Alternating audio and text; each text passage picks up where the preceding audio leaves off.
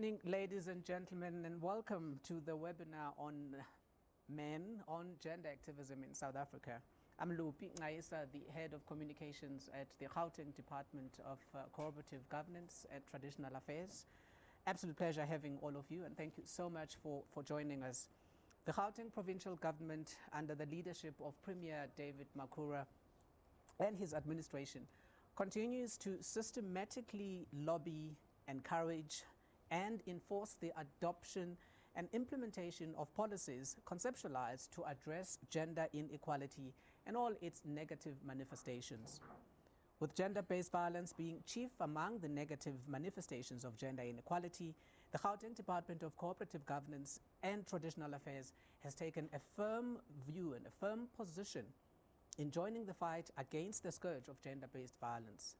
This can be seen through the various programs rolled out by the department. Just for sharing, the department has over 350 well-trained community development workers who are out there on the ground, attending to issues of service delivery, assisting where health assistance is required, just basically being the eyes and the ears of government.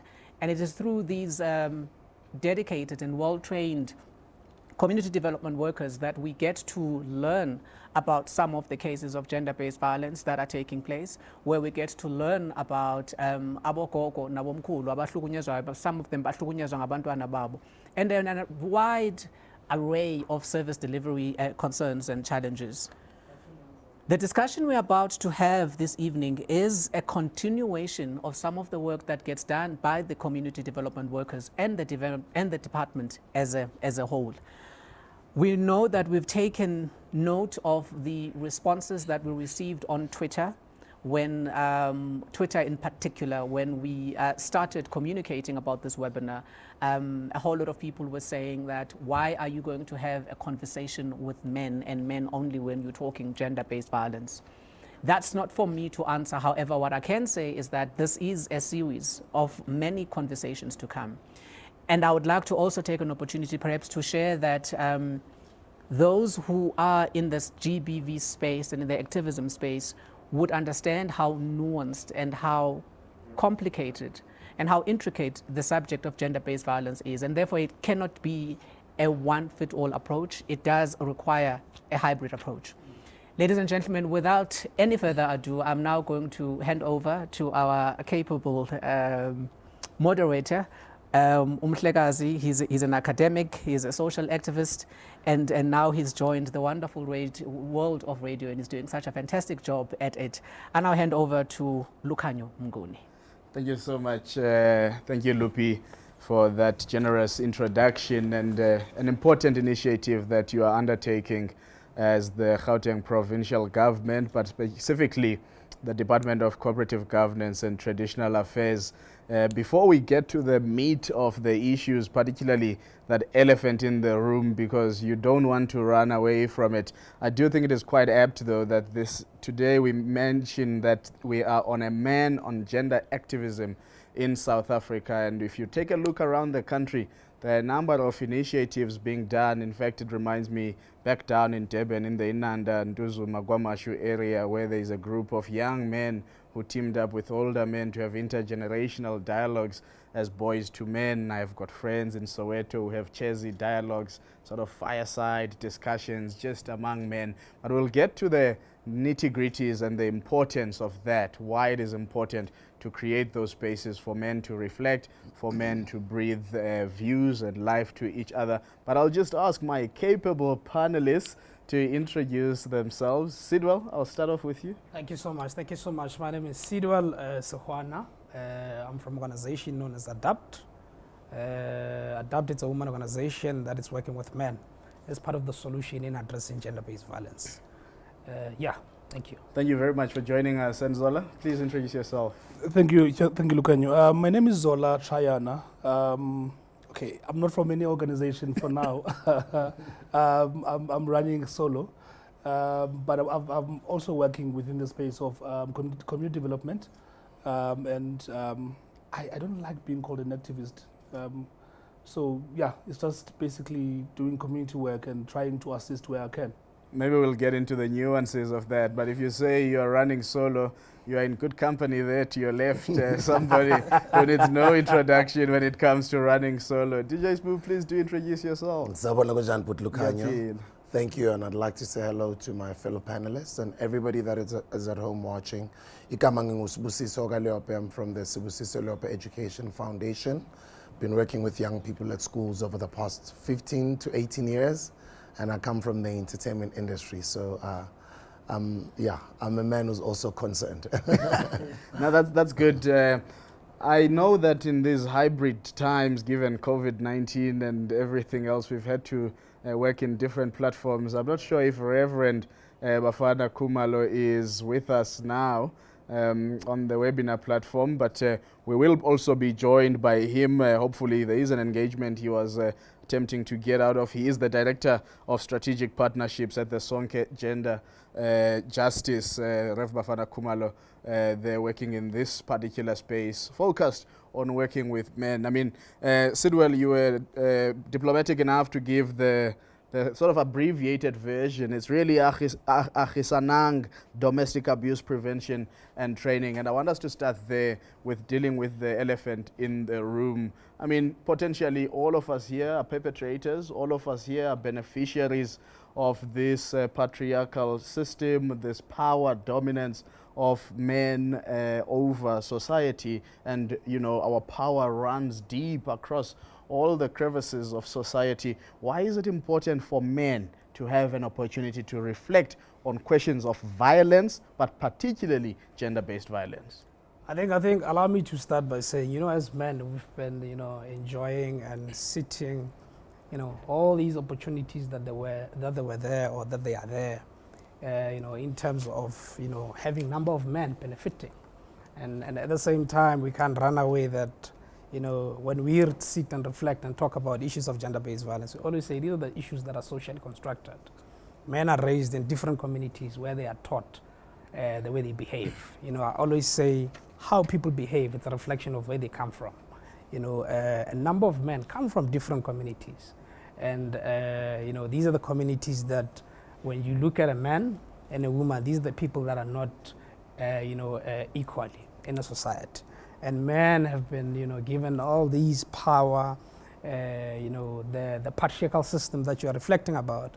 These are some of the things that you'd find men, putting them in place, you know, in terms of, you know, practicing patriarchy.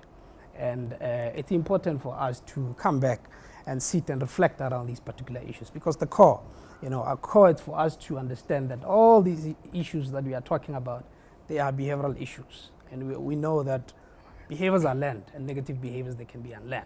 So we need to sit and reflect around these particular issues as men for us to be able to unlearn these negative behaviors that most of men are putting in place. And these are the issues that are violating, women are violating, you know, girls, children are violating members of the society. We really need to work on our mindset. And as men, we really need to sit and, you know, help one another in terms of unlearning these particular, you know, issues that we are talking about. Hence, it's critically important for us to ensure that as a man out there, you need to be an activist. And for you to be an activist, it's for you to ensure that you engage around these particular issues. When you see a group of boys sitting there and having a conversation, you should be concerned. What is it that they're actually talking about? Because most of the issues, they are taking place in those spaces. There are a number of sexual comments that are being uttered by a group of people, you know, and especially a group of men or group of boys. As men, we need to, you know, lead by example. One of the things that is critically important is for us, all of us as men, for us to sit and understand and know very well that we are leaders. How we behave, number of things that we are articulating. These are the things that are shaping and, you know, forming people's behaviors. Number of people are replicating behaviors that we put in place. Hence, it's critically important for us to be intentional and know the impact that we are contributing to the society that we are actually living in. You know, being intentional and understanding that people are copying and are replicating these behaviors, you know, will put us in a space where we become intentional. But the core, it's for you to realize that you are violating people. And for us to be in a space where we are able to understand that between a man and women, we are as equal. You know, I always say, you know, when we talk about differences, oftentimes we'll talk about the biological differences. But when we're talking about the thinking, the leadership skills, you know, those are the things that all of us we have.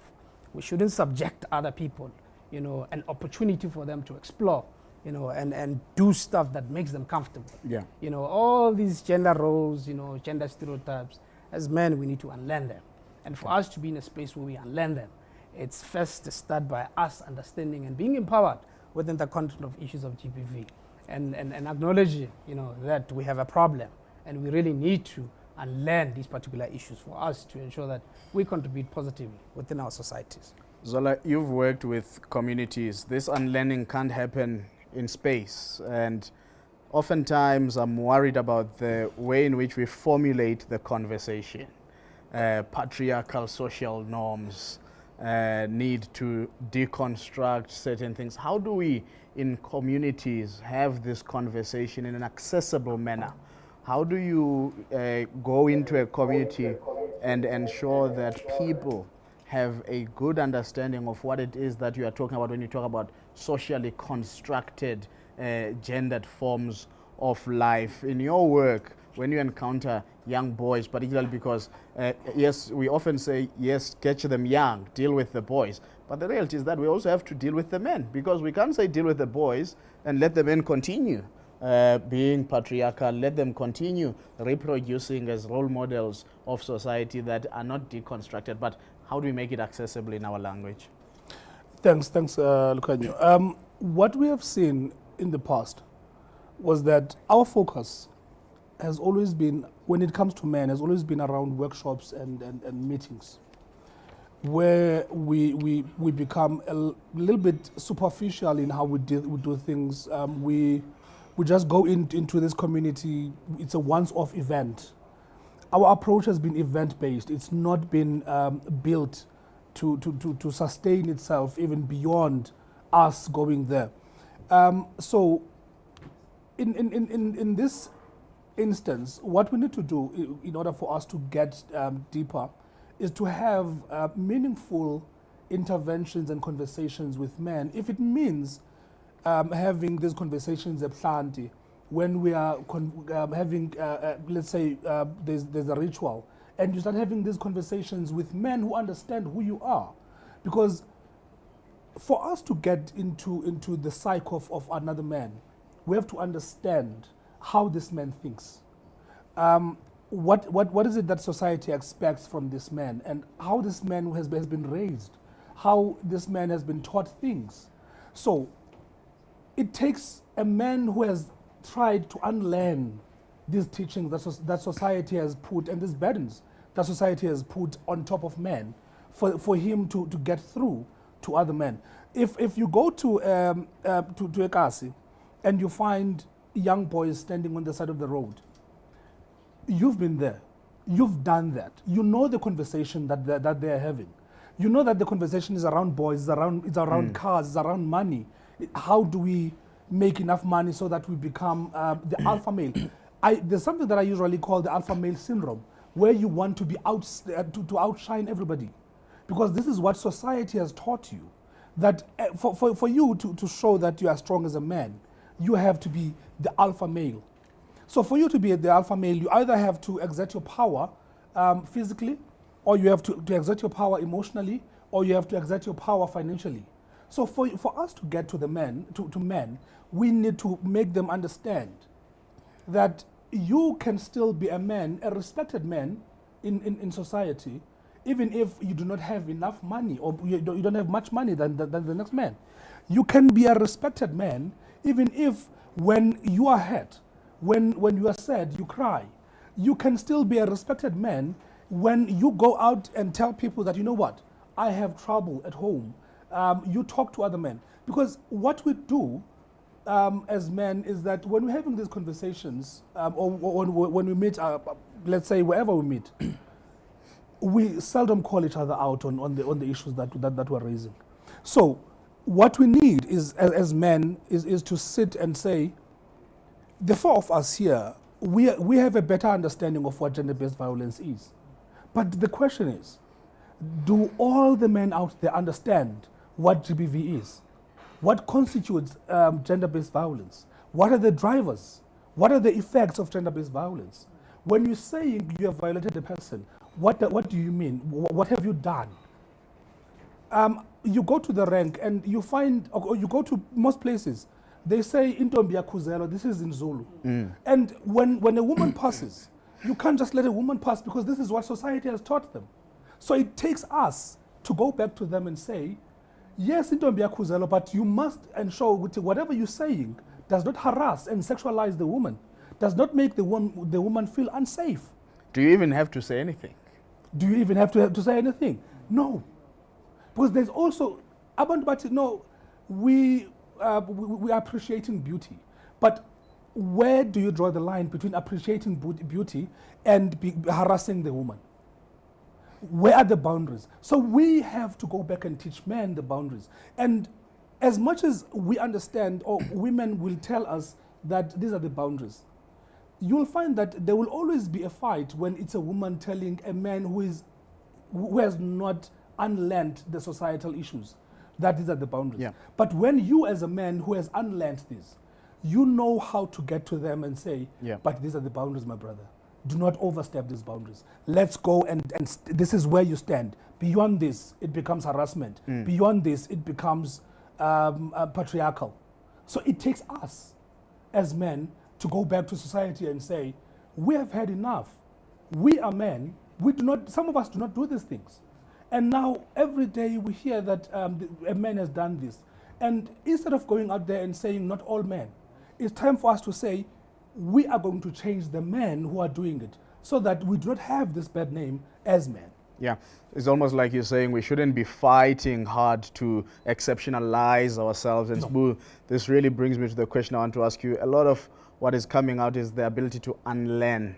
We grow up with a lot of sentiments. I always call it the moment of actualization, where you believe you become the concerned man. You try and not be within the shackles of that social construction, how you were raised.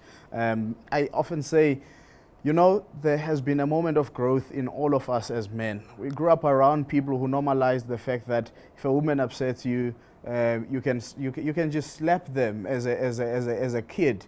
You grew up hearing these things from older guys in the village, in our localities. Where would you say you started consciously working on yourself, and how difficult was that to make sure that you try? I can't even call myself a converted man. I think every day as men we wake up trying to make a concerted effort and some level of an oath to abide by being good, or being not even good, being normal human beings, because actually it's not normal behavior to go around abusing people. When did you actually start working on yourself, and how was that journey like? Thank you very much for the opportunity to contribute. I think the first lessons of any human being starts from the first 6 to 7 years of their life. I've got a 7-year-old daughter now. I'm looking at everything she is now.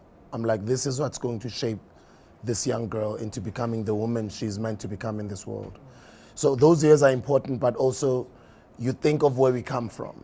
She's given birth by Usibusiso Khulile Tembisa, who was given birth by Umamzodwa, no Babuliope, who've had their own history as well.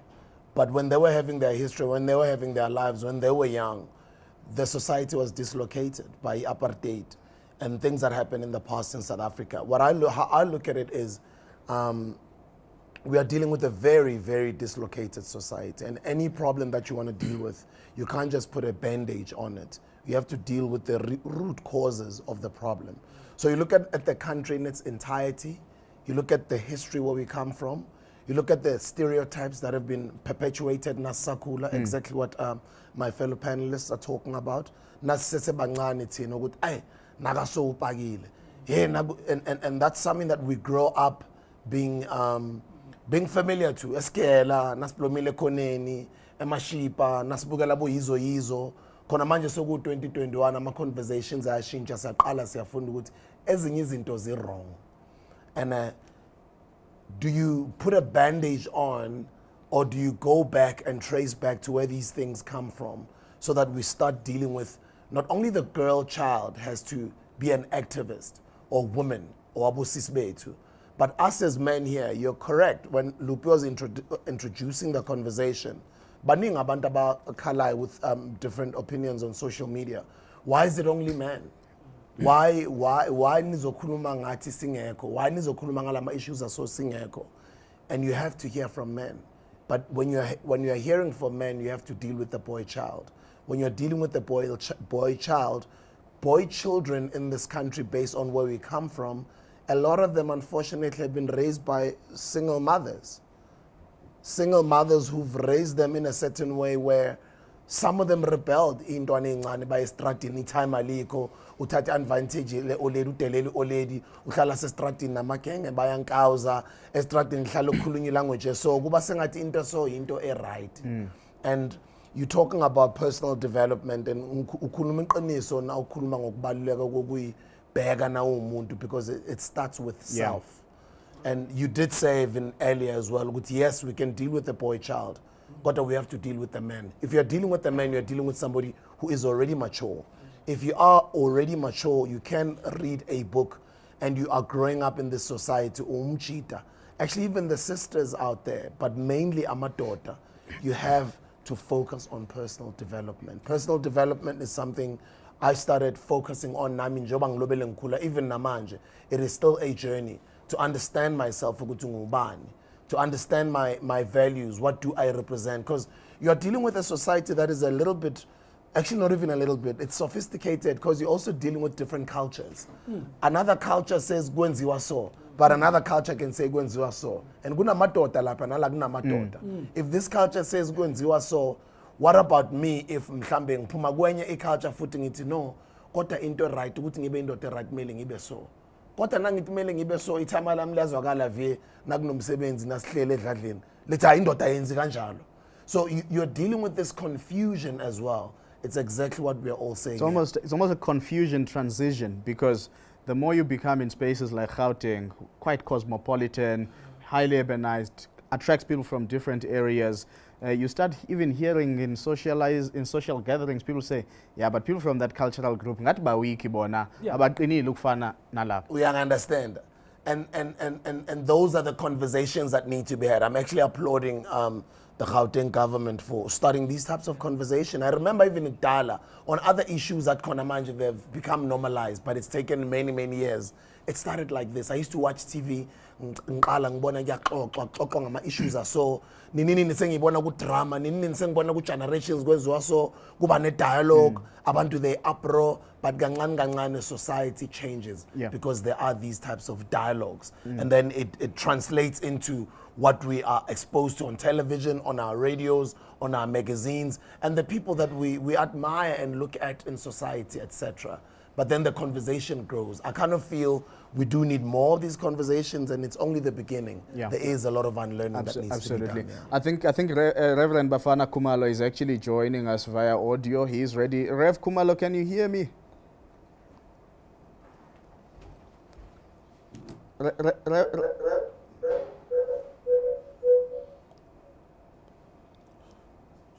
We'll probably try solve that technical connection so that I can hear Rev Kumalo and then be able to put a question to him.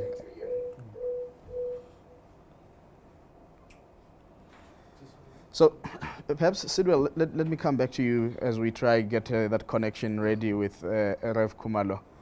There's a thin line between wanting to talk to men and alienating the very same men we want to talk to because they think, oh, bazenza ngono. They are too self-righteous. They are pretending like they don't think this way. They are pretending like... So you start having people staying in your mind and thinking, why is it as if this is performative? And that being a man who is able to speak eloquently and consciously on issues of gender-based violence, it almost gives you some level of social capital. And then people can think you are performing. How do we remain rooted to the people that we want to get to reach without sounding like self-righteous people? I think it's all about being authentic. I feel like, as people, we need to be authentic and be true to ourselves, because the core around addressing issues of GBV, like my fellow panelists already indicated, that you are dealing with different people. You know, you are dealing with men that come from different backgrounds. And we also need to acknowledge that, you know, these are men who have bonded with these behaviors that they are putting in place. And that's the only thing they know. You are coming and you are coming to introduce something that it's new to them. It's a challenge for them to unlearn and replace those behaviors that they grew up putting in place and start looking at things differently. But I always say around these particular issues, you know, one of the important things is for us to also acknowledge that we can't, you know, contribute or make a difference or a change with one session. You know, these are issues that require us to ensure that we engage, you know, on a daily basis. Like Spusiso indicated, let's ensure that these conversations, they keep on happening. Because at the end of the day, you know, a mind will never resist something that is regularly presented before it. Let's go back and talk about the root causes. Let's go back and talk about the effect. Let's show man, you know, the negative impact that they are actually contributing, just for them to be able to really look at these particular issues with an eye that, you know, from far they are able to see, you know, what other people are experiencing that it's actually affecting them, and make them to understand that, as I indicated, make them understand that there's no much different. There's no much different between male and a female. There's no much different between a boy child and a girl child. You know, these are people that are raised in society where we really need to ensure that we assist them or we treat them as equal. Yeah. We give them a platform for them to be in a space where they are able to exercise their leadership skills. But the core, you know, the core around that, it's for us to also, you know, realize that, you know, or acknowledge that some of the issues we need to define them, make people to understand them. Because time and time we'll talk about issues of gender-based violence. We don't even define what is gender-based violence. We don't even define what is rape. We don't even go deep and talk about the social expectations that, you know, as men, the four of us here, you know, how we behave, it's socially constructed. We are behaving the way we behave because the society, you know, gave us all these behaviors and say, because you are a man, for you to show or behave and be accepted in a specific community, this is how you have to behave. Yeah.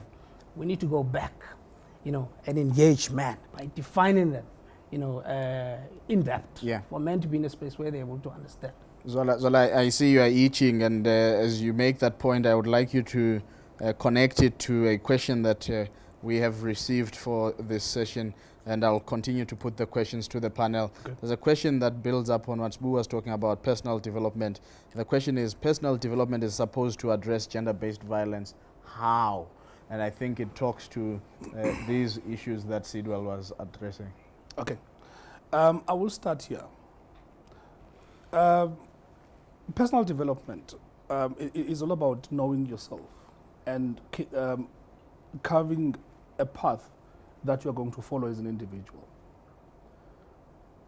One example that I like making, even on my social media, is that I was raised by my grandfather, not knowing, I never saw my own father. I was raised by a single mother. My father passed on when I was 12. So fatherly figures that I had were my grandfather, my uncles, and my stepfather. My grandfather was known within society or within the community that he was a man who would cry when he was happy. He was a man who would cry when he was sad. And when he taught us the meaning or the effect of crying, and that crying doesn't mean you are weak. It's actually a source of strength and a source of healing. It then made him this, in society he was seen at first as this man who was a weakling, but as time went on, people would come to him and with their problems. And this is what I learned from him, that as a man, I must wear my heart on my sleeve. And I must show emotions. Because one of the reasons why we find ourselves having a high number of gender-based violence cases is that men bottle up a lot of things. We bottle up a lot of hurt and pain that has happened over the years. And what then happens is that once you get one trigger, and this thing triggers you to explode like a bomb. And once you explode, you become destructive. So, personal development as a weapon to fight against gender-based violence is where you develop yourself and know who you are, know your triggers, and instead of trying to avoid your triggers, you deal with your triggers. And also, the things that have been bothering you, that you have been carrying, the burdens that you have been carrying for so long, you know where to, instead of projecting them violently, you go and offload. You have a platform where you talk to other men and say, I was abused. Because you find that a number of men will come back and say, I abused because I was abused. But that is not, that is wrong. You can't do something painful to somebody else because it was done to you. Yeah. As a person who was abused, you should know the pain and the scars that it left in you. So basically, you need to have a platform for men to go and open up. And if you do not give men that platform, you are encouraging them to actually bottle up things and pent up so that they are ticking time bombs. So that for me is what we need to unlearn as men, that we need to show emotions. Yeah. Showing emotions doesn't mean you just have to cry for every little thing, because that on its own is a problem. But it says when you are feeling overwhelmed, go and seek professional help. Yeah. I think Rev Kumalo is unmuted now and with us. Good evening, Rev Kumalo, and welcome to this conversation of men on gender activism in South Africa.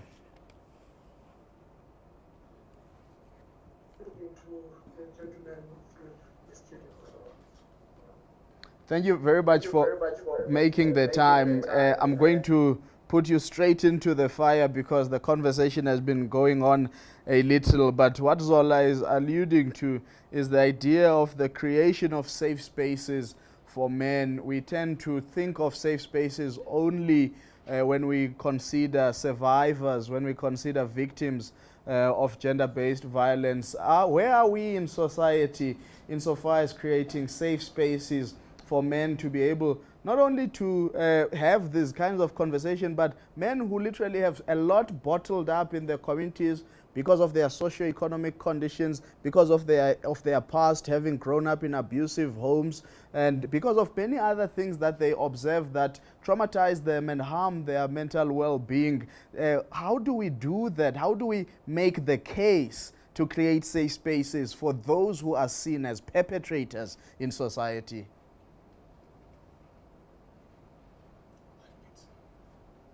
I'm not sure if we need safe for perpetrators. I think we need spaces for conversations, meaningful conversations about issues that matter to all of us as human beings. The colleagues have been saying a lot of profound things about this topic. The challenge we have is that we live in a society where manhood is ascribed particular behaviors. We are socialized to behave in particular ways. And colleagues have given a plethora of examples. And I think, Lukona, we need to accept that we are work in progress as men. Because to do what you are asking us to de-educate ourselves of what I call toxic masculinities, the effects of patriarchy that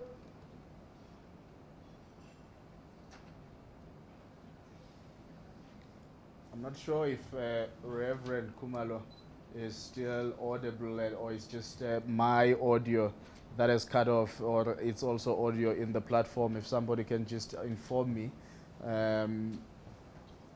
Okay, let's bring back this conversation. So, and I'll take back Esbu to that point Rev Kumalo was making. And I'm thinking of safe spaces beyond conversation, spaces of healing. I'll tell you why. One day I'm sitting in my office at the University of KwaZulu-Natal, and a male student walks into my office. I don't know him from a bar of soap. He says, no, I've been looking at your work. I really feel you are a person who can understand me. And he sits down and he starts bursting out into tears. So I stand up.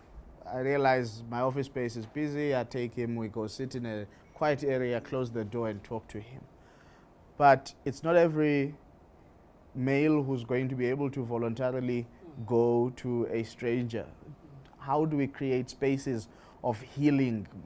Boys and men who grew up without fathers, who, somebody actually has sent a question that says, in extension, are we blaming single parent homes as the root of gender-based violence? So you agree men are the issue? I don't think we even have to debate that. Men are the issue. They are absent. They are not there. They've ill-treated. They've normalized a violence on their own children by being absent, by not supporting them.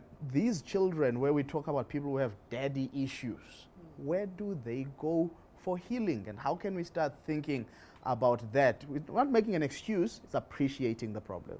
Glalela, asinazi isikhathi for intwana zethu. It's a beautiful thing you listen to this young man. I don't find a lot of people listening to young people. I think, yes, we do use social media, but a lot of the times, and the world has just changed so rapidly, where you find people are just so self-centered, especially these days. It's all about me. It's all about my career, my umsebenzi wami, my own family, my own immediate family. Kodwa uyakhohlwa ukuthi uhlala ku-community, uhlala estradini, kuney'ntwana ezibhekile ezikhula phambi kwakho. You know, ule money that they look up to. Mina ngiyakhumbula ama-Grootman kade angikhulisa, even noma they were not physically there. Mara ngiyamkhumbula uBrathapelo bekagqoka kahle ahlala ngase estradini sesithunga ngasedladleni. You know, ngiyamkhumbula uBrasipho kade avaya ngenye iGranada, stroke 6. You know, I still have those memories. I'm a 42-year-old next month. I remember vividly pictures and men who are playing a role in my life. That's like, what, 30 years ago. All of these different men have sort of shaped me. And they stay with you. Yes, and they stay with you because it's those memories. Because uBrathapelo mina bekakhulu because bekagqoka kahle. So ngifuna ukufana noBrathapelo. But at the same time, Kolenyo Grootman bathu Jabu Spark bekaganga. Bekagqoka kahle naye mara bekaganga, bekagqoka ubucweba vanga ikare ezigrandi, naye ngifuna ukufana naye. Kodwa yena bekaganga.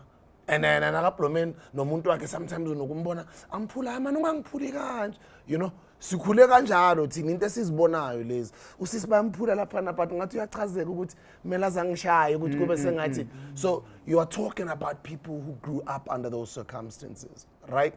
So intwana zethu kwamanje ukuthi sizishintshe or bashintshe umqondo wabona ku roba utlwele. I think being a good listener to these young people, not only just listening to them and just giving them a word to go fend for themselves, but just sort of playing some sort of role, because in each and every one of us as men, we are community leaders in our own right, whether you like it or not. uBrathapelo, wherever he is, he probably doesn't even know ukuthi ngangimbheke kanjalo. Bona ngisakhuluma nangayena namhlanje. Do you understand? So somebody somewhere somehow is looking at you. So it's about also how you behave, how you represent yourself. And when you represent yourself, remember somebody's watching you, but at the same time try and lend an extra helping hand and not only on gender-based violence issues. Just be that ear that is there for young people, because all they need is an ear. Sometimes unokhuluma nentwana uyishintsha umqondo ngokuthi lalele wena, mara this is what they always tell him endlini, but because kusho wena ashintshe ingqondo. Uyangifrustana. So let's try and be more let's try and be more of good listeners to our young people. I mean, Sidwell, this is a call to live consciously in ourselves as men, and that you might actually just be a moving symbol, unaware that somebody else is looking up to. Both the good and the bad. I mean, there was a time people looked up to gangsters, and gangsterism was a fashionable thing, and people were just trying to wonder, at what point am I ready and ripe to be part of gangsterism? And so how do you make sure that you are able to consciously live without putting too much weight on your shoulders, because part of the problem with putting too much weight on your shoulders, there can be the other knock-on effect where you just have a moment of besting because you're carrying so much, and then you best, and it creates a negative repercussion in your behavior. I think the core is to be intentional. You know, let's be intentional. Yeah. The minute you become intentional, it shapes you. You know, you are always on your toes when you behave, and it's never wrong. We are not perfect as men. We'll never be perfect. If you've done something wrong, acknowledge and take responsibility of that. That's how you are teaching other people. They are sitting and they are observing how you do things. When you are wrong, you are able to come forward and say, I was wrong. I was not supposed to have done this and that. You might, be in a space where you utter words to a young man, words that are, wrong, or you didn't mean to say those words. Take responsibility. Go to the young man and say, what I said to you yesterday or a day before, I was not supposed to have said that, and I apologize. You are teaching these young men to take responsibility. The core around these particular issues that we are talking about, it's for men to understand that whether you know or you don't know, you are a leader. You are shaping other people's personalities. You know, how you behave, how you talk, how you carry yourself. Who spoke about Utapel? That is the legacy that Tapelo left. Tapel. It's leaving a legacy to other number of people within the society. As men, let's become intentional how we behave, knowing very well that we are leaving a legacy. The core, you raised another question, and I would love to go to it. A question around creating a safe space where men are able to come and heal. You know, most of the time, men who are perpetrators within our society, somehow they are able to realize that what they are doing is wrong. But sometimes they don't know where to go, how to say it, whether they're going to be judged or not. We need to have these conversations and tell them that that's how we grow up. Remember, gender-based violence, these are the issues that are socially constructed. You were raised, there are those who were raised in families where abuse was taking place. They're replicating those behaviors that they grew up seeing them.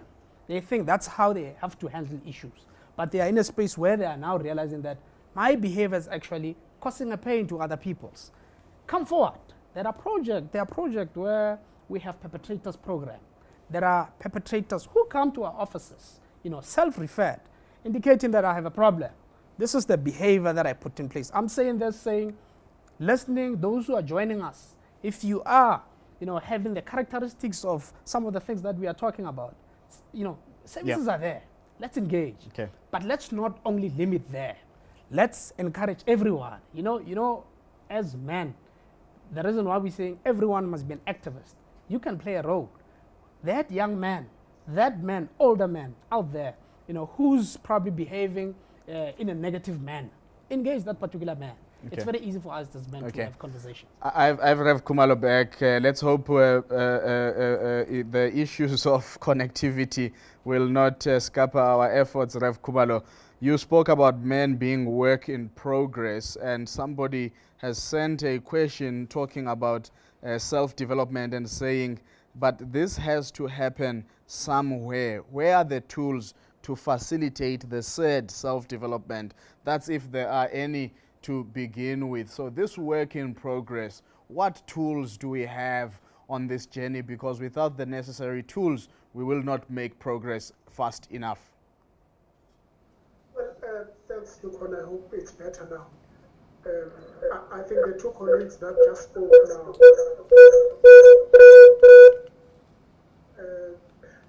made reference to programs that they are running. Many of these are run by civil society organizations, often without lots of support. I think we need government to come to the party.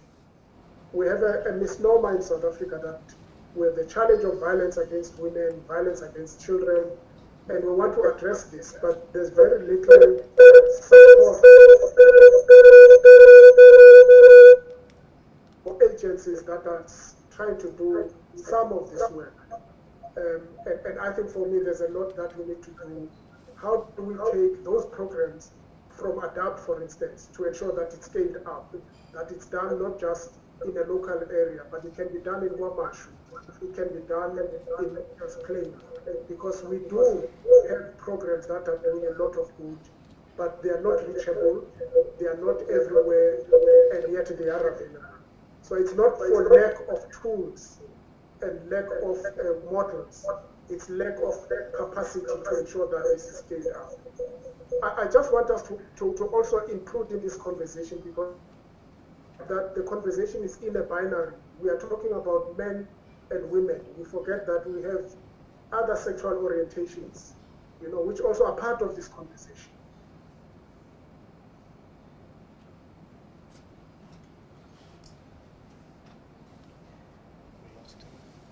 At times you hope that Zoom is just going to come back, and Rev Khumalo tends to disappear at the moment he is about to make the crux of the point. Rev Khumalo, are you back?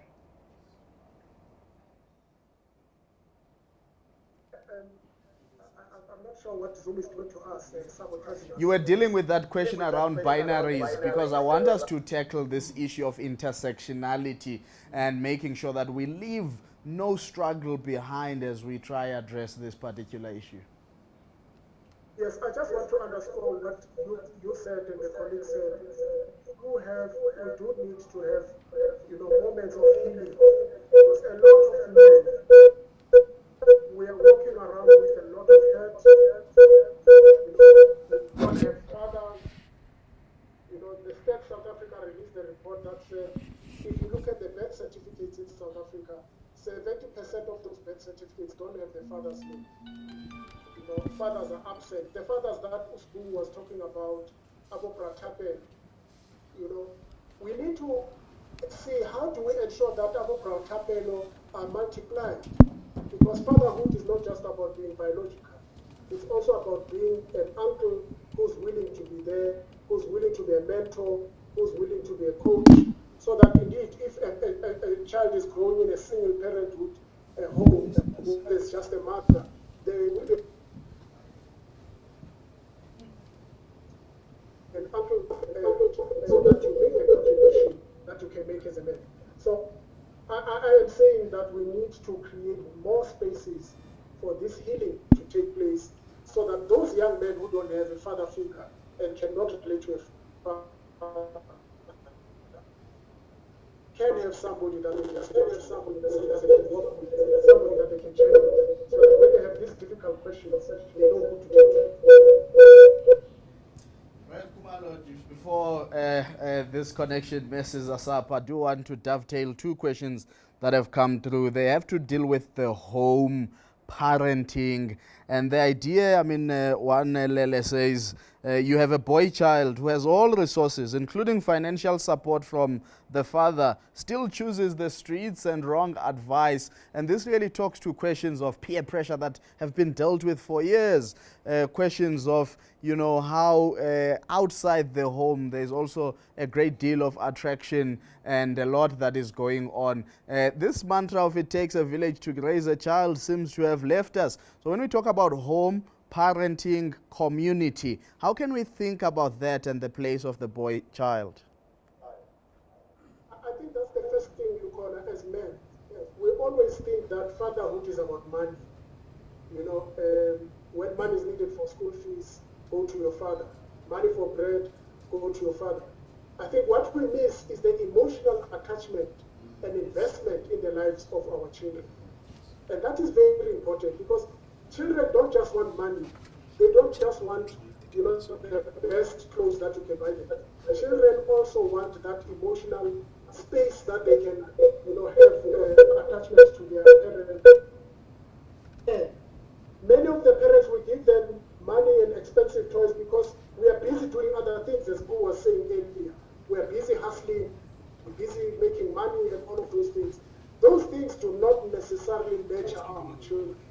Our children are nurtured by us, by finding time to be a child and playing with your child. To be there so that when your child has a problem, they can come to you and talk to you. Many of us as fathers never have a decent conversation with our children. Because when a child has to talk, you send them to their mother. Because you are busy doing work, or you're busy hustling, or you're busy doing... And what you're doing, therefore, to that child, you are damaging them psychologically, because you don't help them to understand that emotional attachment and emotional intelligence is important for them as they grow up. And parents who spend time with their children, particularly fathers, that has got a lot of positive spin-offs in the development of the children, both boys and girls. We know that girls that are closer to their fathers generally perform better at school. They become self-assertive. They always ensure that they have very, very clear goals of what they want to achieve. And similarly with the boys that have very closer affinity with their fathers, they grow up to be better men in terms of how they relate to other peers, because they know that when they are hitting a block somewhere, they can always go back and have a conversation with a father who will be willing to sit down and talk to them about these issues. So presence for me is important. Thank you very much, Reverend Bafana Kumalo, for joining us and sharing those very important points. He uses a word so familiar when everybody talks about DJ Sbu hustling. Panda, sure. Panda, right? And I've been thinking about this word. It also carries notions of some form of masculinity itself in terms of practice out there in the world. And we've normalized even in corporate life, by the way, Sbu, where we talk about it's a dog-eat-dog world. And this is acceptable to talk like that, like we're scavenging. And those, by some natural selection, the survival of the fittest. How do we make sure that in our pursuit of livelihood, we actually make sure that we embed compassion, humility, and just being humane in how we do these forms of work, hustling, private sector, whatever it may be? So I think it goes back to indlela umuntu akhulisa ngakhona. Uma ngizongena la endlini kumele nginibingelele ngendlela ethile. You know, there's a certain way in which I need to move. There's a certain way in which when I'm dealing with certain people in certain meetings or certain environments, kumele ngigqoke ngakhona. You know, thina nasisakhula na ungena endlini ukhumula isigqoko, you know. Now ukhuluma nabantu abadala kunaleyo nhlonipho yokuthi uyibeka phansi uyayithoba. You know, those little values, those might be, it might not be things that you pay attention to. Kodwa umulo belukhuliswa uyingane kancane kancane, those things shape you. They shape you into becoming the person that you are meant to become. Because where else are you going to learn these things? I did say a little bit earlier on, Uguti, the main human being is formed the first 7 years of their lives. Yeah. And who's there in those first 7 years of their lives? He was talking about, I'm a time I work at that time. The old lady, that time, Leo Groover, Lishingosi Gumakoko, or Nalshingosi Gumakoko, any Ingosi Ukula, Netime Eli abusive. What he watches is his father beating up his mother all the time. And with that being said as well, and the family having to come to the party and teach us values, and the child has to be teachable as well, because Konintwan is rebelayo. You know, sometimes you'd have a friend and you'd even be shocked. You know, I'd be shocked because and then somebody else in another family can say, no, ingana is shy. Yeah. You cannot beat up my child. Understanding. But then and I turned out well. So you're dealing with a society that has got all those different types of issues. And then you've got the other side where government has to come to the party. I mean, coming here, I watched an interesting video that said during the lockdown, over 3,000 cases of GBV were reported. And less than 10% of those were prosecuted, right? So those are not the only cases. There's others that were not reported. But imagine other years as well. Are we failing our young sisters when they come and report these crimes as well?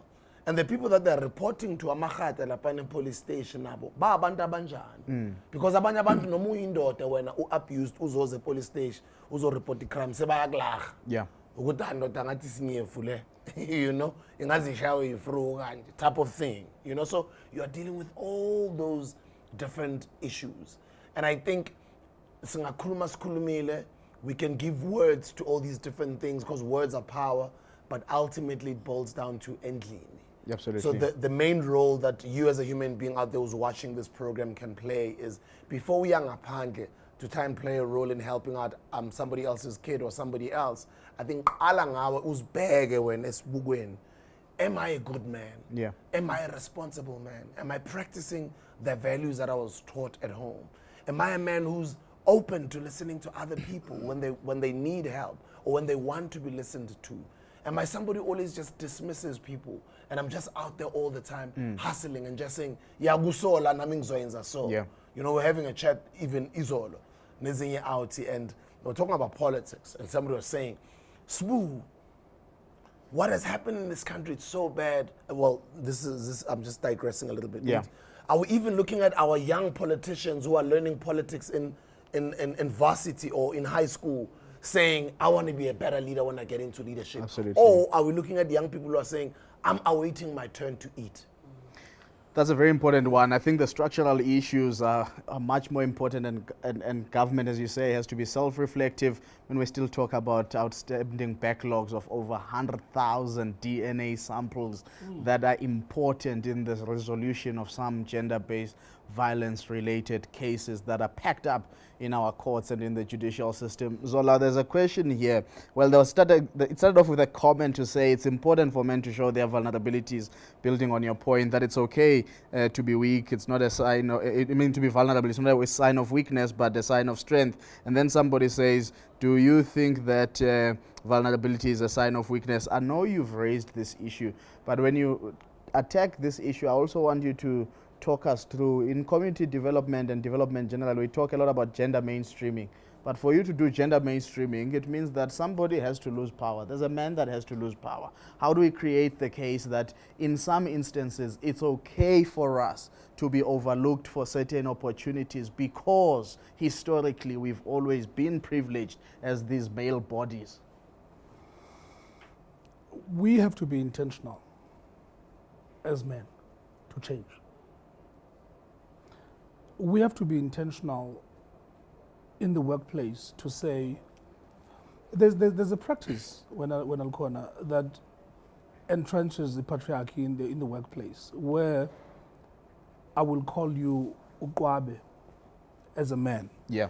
but I will call a lady that I work with her first name, or even call her Mrs. So-and-so. We have to be intentional in creating an environment within the workspace that says, as men, we understand that we have been beneficiaries of patriarchy. As men, we have been perpetrators and enablers of gender inequality. And if we are to change that for our children, yes, we are not late. We might not be as early as we would have loved to be in terms of changing the status quo. But as men, we want to change and leave a lasting legacy for our children. And we have then to make an effort. And it starts with you. What are you willing to give? You know, we have been taking as men. For a very long time, we are taking. What are we willing to give? What are we willing to sacrifice as men to see the change that we're talking about here? When you are being overlooked as a man for a leadership position, what does that say to you? Are you worried about other men seeing you as being weak, that you were beaten by a woman in the interviews? Or are you saying she is a better leader or a better suitable candidate for this position, irrespective of the gender? So we have to go back to society, how society has shaped us in terms of the teachings that we grew up with, where you are told that as a man you must be a provider. What does it mean to provide? Because it goes back to this being a provider, where you think provision means providing financially. So what does that mean? It then means it's either you provide emotionally, you provide psychologically. Because at the end of the day, provision does not need to be material. It can be in other forms. So we need to teach men that when you provide, you can provide safety, you can provide well-being instead of providing finances. So as men, we need to understand that provision does not mean finances. And therefore, when you are saying, in this instance, you are being overlooked as a man for this position, it's not because you are weak.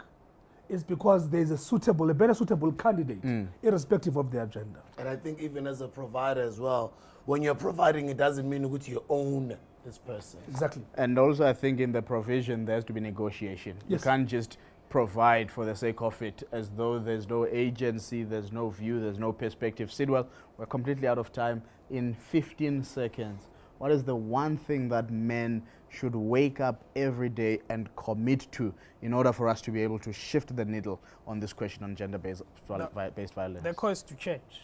As many as we are as men, one of the things that we need to commit to ourselves is to change, to unlearn these negative behaviors, for us to be better men, and being out there. You know, positive stories, they need to be highlighted. Positive men, they need to be highlighted to ensure that young people are able to replicate behaviors that are positive.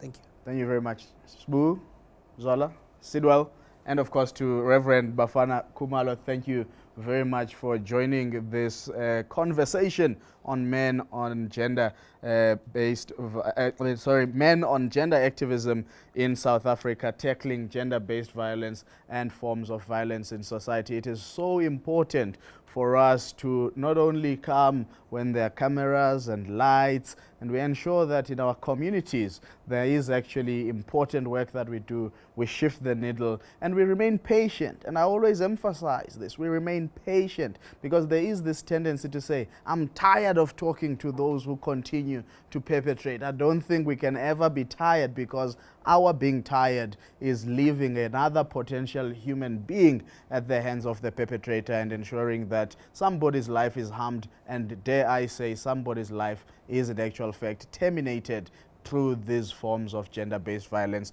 So to that, we bring this conversation to an end, and we thank you all that were part of this conversation on the different platforms, and I suppose we'll see you if there's another opportunity to have this conversation.